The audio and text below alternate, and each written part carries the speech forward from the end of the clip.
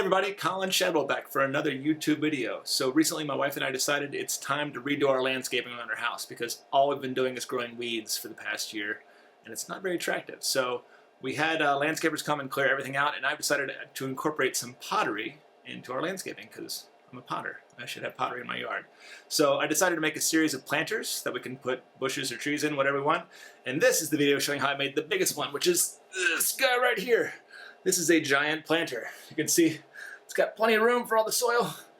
And like I said, we can put a couple different varieties of plants inside this, but I actually made this planter in two different pieces and combined them to make this one giant piece. So I'll show you how I did that in this video here. Okay, so when it comes to making really big things, you can throw it all in one piece, but it just requires a lot of muscle and a lot of clay.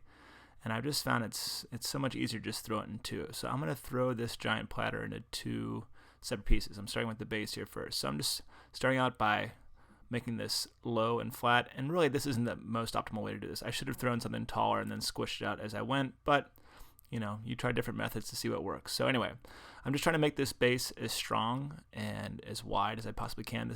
I'm pulling this out to as wide as my wheel head is, which I think is 14 inches wide.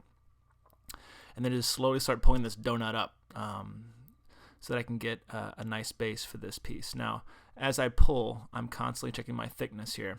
I don't want this to get too thin at the top because I have to add another piece on top. So I'm looking for around a quarter of an inch, maybe a little bit more of a quarter of an inch thickness at the top that I'm going to trim off later on. So this is going to seem heavy, and it is, but that's okay. I don't want to get this too thin because when I add the next part, I don't want it sagging or dropping. So I'm just trying to widen this out to make this kind of bowl flared shape, and then I need to kind of take a measurement as well to see how wide this needs to be. So I just kind of use, I have calipers, but they're not this wide, so I just use a ruler. So for the next part, I'm going to center another piece of clay, another giant hump. And this one, when I dive in, I'm going to dive all the way down to the actual wheel head because this is going to be open. So this is the top part. So you see I'm really having to muscle this clay around. This can wear out your arms pretty fast. So again, I'm going to center this slow and flat, and then come back in, press all the way in, and then bring this guy up. This guy got a little wobbly on me, so I had to cut the top off here a little bit. But anyway, this goes all the way down to the wheel head. This is like throwing a giant donut, which is actually kind of fun. Here goes the top. Whoop, clean that up. No problem. So I'm actually going to throw this upside down. So this is going to get flipped over on top of the other piece. So the part at the top is actually the part at the bottom that's going to meet up with the previous piece, which is actually good because now I can just measure both openings at the top and make sure they match up, as opposed to trying to like measure the base of this somehow and have that match up with the base of the next one. So I'm just going to take my ruler here and match it up with the other one and make sure that the top matches the bottom. And again, when I'm throwing it at the top, I want to make sure that top edge is consistently the same thickness as the top edge of my other one too, so they match up nice and evenly. Now this doesn't have to be perfect. Once I get the two together, I'm just going to kind of line them up, make sure everything looks good, cut off the bat.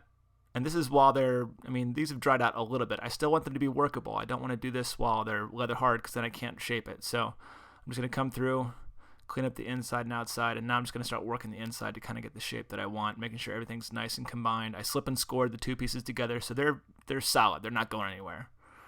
Once I have that, I'm just going to re-wet the whole piece and really slowly with the rib tool start coming through and opening this piece up. I want to take my time with this. I don't want to go too fast. You know, the problem with doing it in two pieces is that sometimes your rims will dry faster than your base. So the middle of this is actually a lot drier than the top and bottom. So I'm just using this big giant plastic rib tool, come through and just kind of start easing the shape that I want. So once this is dried to somewhat leather hard, I'll put it back on the wheel again, and I'm going to start trimming the base of this. So obviously the base is the thickest part. This is where on the first hump that I threw, I kind of left a lot of thickness so it would support the top. So the top part here, I'm just kind of trimming to get some of the tool marks out, get some smoothness out of this, and the bottom part I'm really just trying to get rid of some of the clay. So you'll see I'll be really aggressive on the base here. That's a pretty aggressive trim right there. Kind of going ahead and putting a somewhat of a foot on this, and then coming back again and smoothing out the transitions as best I can without going too far. Because if you go too far, then you have wasted all this clay and you have to start all the way over again, which is not an option for me at this point.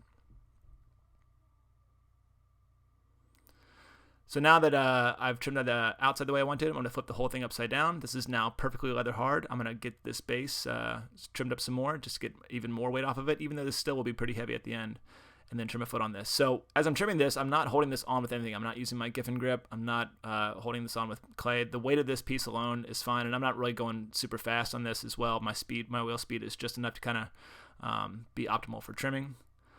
I'm just going to kind of start tapping away at this. Again, I left plenty of clay at the bottom of this. I don't want this to be too thin anywhere. So there's plenty of clay to trim off. And I'm not really worried about taking off too much clay at this point. And like all planters, this should have a hole at the bottom that the water can drain out of. So I'm going to go and carve that hole inside of this. And then eventually I would go through and put some little cutouts on the side as well so that the water can drain out of the bottom. So for this piece, I'm glazing with 2 Potter's Choice glazes. This is Blue Midnight, which is PC12, which makes for a great base for a lot of these Potter's Choice glazes. I love using Blue Midnight. I really want to put on 2 thick coats of Blue Midnight. Now, normally they say when you layer with Blue Midnight, you only need 1 coat of Blue Midnight on the bottom and 3 coats your top coat. I still go 2 and 2. I still think it's the best choice. So after I get 2 coats of Blue Midnight, I'm using Art Deco Green next, which for me, I just opened a new bottle and it was kind of thin. I probably would have preferred to do 3 coats of this with a thinner glaze. Usually my Art Deco Green comes out a bit thicker, but once you get 2 solid coats on that, when you fire these, they come out really interesting. I love this color. So here's the finished result. You can see you get this nice dark background with these highlighted green parts on the top. Really cool effect.